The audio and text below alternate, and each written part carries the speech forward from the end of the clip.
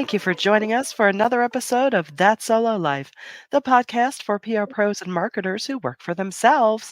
People like me, Michelle Kane with VoiceMatters, and my ever wonderful co host, Karen Swim of Solo PR Pro.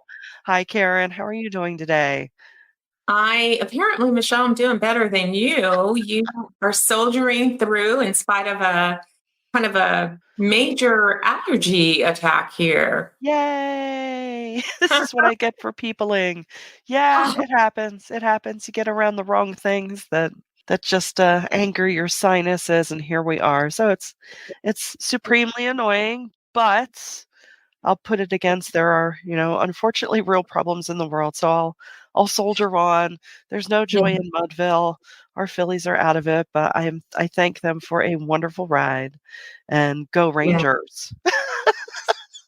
There you go. It's in the past 3 years, I think that we've all learned that because the world has continuously been on fire, literally, and it's just been one thing after another. So I think that we've learned how to both mourn and still have joy because you cannot live in despair. You No. just cannot. So there are real things happening in the world, but we do try to find some space for laughter, for joy, for friends and loved ones, and, having lighter moments. And today we have a pretty serious topic to talk about, but we hope to inflect it with a little bit of hope for all of you out there. So let's dig into it. Let's do it. Yes. I mean, certainly with the conflict between Israel and Hamas, and I know conflict is a mild word, Yeah, there's been a lot of horrific scenes taking place,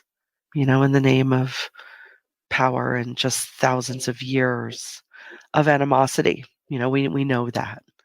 And as communicators, our eyes and ears are attuned to the messaging that's out there. There's a lot of propaganda. There is a lot of hurt feelings on both the Jewish and Muslim, I hate to say sides, but amongst people of, hey, why aren't you standing up for us? Why aren't you standing up for us? And it's just as with anything we've seen, I hate to say in recent years because I know we can go back hundreds of years and point out misinformation and propaganda, but it just seems, especially with the onset of our digital world, the yeah, waters are so incredibly muddy and murky. I mean, yeah. one thing we know is true, outright murdering innocents is never right. Let's start there. Let's start there. And I always think about there's this newsletter that I subscribe to, and it's called 1440. And their tagline is facts without motives. And they share just the facts. So all the headlines, all the news, unbiased reporting. And I love reading it because it is a good reminder as a communicator that that is also my job. Yeah. Facts without motives, whatever your personal feelings are about politics, what's going on in the world, the wars, who's right, who's wrong. As communicators, we have to understand that we do serve diverse audiences and that our communication does need to be factual. And we cannot inflict our personal opinions and biases upon our communications. And so we've seen a lot of missteps that have been hurtful. But I also am encouraged by the public relation pros who have stepped up and who have taken the rhetoric out of it all and said, we focus on human life, period. Does not matter. Because it's very troubling to me that there have been communications put out by organizations that have actually incited and incentivized hatred against any group, against Muslims, against the Jewish community. This is horrific to me. It pains me. And it's so hard when you see that because, number one, in the United States of America, there are so many different religions. You cannot paint everyone with the same brush. Every Muslim is not a terrorist. Have we not learned one single thing from 9/11? These are our neighbors. These are our colleagues. These are our friends, they're often our family members. Please value human beings and human life. Yes, there's a time and a place for political activism. Yes, there's a time and a place to debate how you feel about this, but it's not as a professional communicator. And I would encourage you to counsel your clients and the organizations that you serve that when putting out statements, if you put out a statement that supports one side or the other, you are eliminating a big swath of your audience. You have to hold space for everyone, because I think that we can all agree that decapitating babies is not okay in anyone's book. Holding people hostage and torturing them, murdering families who are just families. They're not part of a terrorist organization. I cannot personally stand behind that. But as a human being, I think that we can all agree on those facts, that none of this is okay, and that we have to be careful and inclusive in our messaging, that we're not going too far to either side. Right. And, it's the old adage, until you walk a mile in someone's shoes, because the way that attack was done was, I'm sure, intentional to trigger that the generations old feeling in the bones. I forget quite the title, but there's an Irish history book called, I think it's called The Stories in Our Bones. So, Mm, and all of us, all of our people groups, we have those stories, right? So there are certain things when they happen to other people groups, it does trigger something of it. Yeah, no, that's not right. And just to empathize, because it is sad. Our Jewish friends, our Muslim friends are going through this. We're going about our day. I'm thinking, am I going to have tuna fish for lunch? I'm not worried about stepping outside of my house today. yeah. And whether some listeners might think, oh, what's the big deal? Well, it is a big deal. And we just have to be cognitive of that.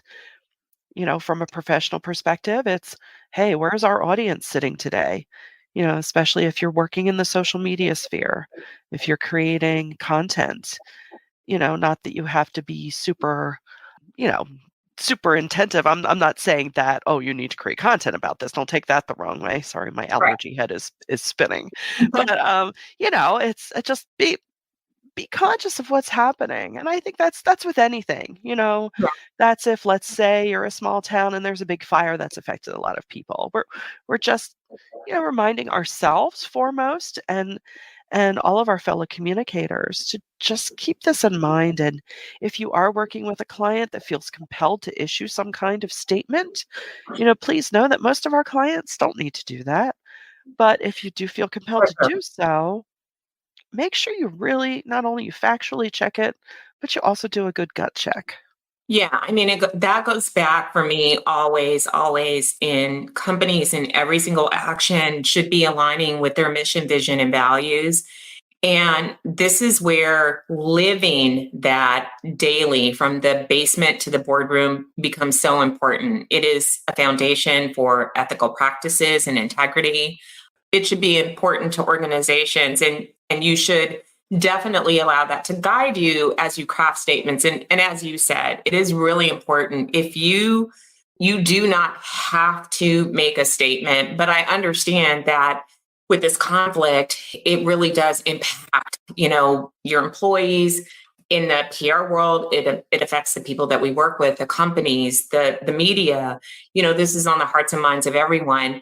But, we have to be careful too as we speak out about these things, because there are many other conflicts globally that are impacting populations that are often ignored. It's interesting because I know that there are many people that use the word woke as a political weapon. Right. And regular people, Americans, seem to have fatigue with feeling like they have to watch what they say about every single thing.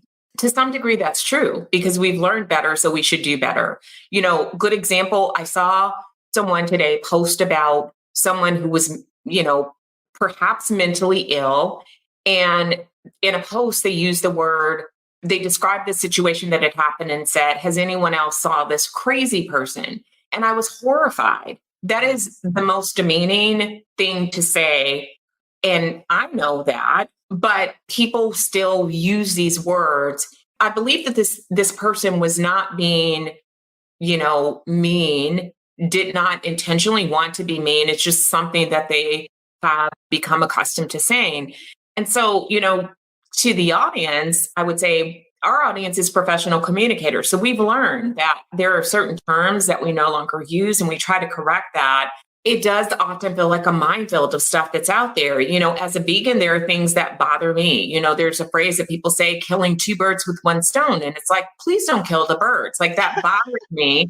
I'm not going to, I'm not going to go off on you if you use that expression, but everybody has their stuff is what I'm saying. And we do the best that we can to ensure that we are not isolating human beings and that we're being kind, gentle, and respectful. And that as we see things that are out there that are incorrectly phrased, if we have the opportunity to educate and advocate for proper language, then we should all join in that.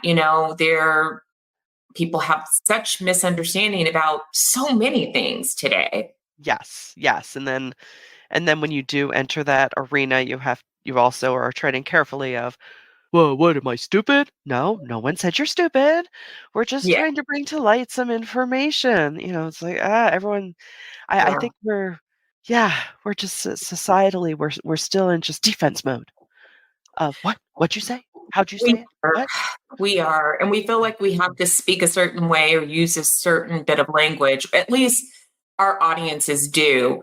And that somehow aligns them with their political ideologies. That's especially true in the United States. Yeah. Less true, I believe, in other parts of the world. And so, it's a tough time for communicators. It's also, I think, for us, it is an exciting time because I feel always that we can be light bearers, that we can be the people that are able to communicate with just that right touch of bringing people together.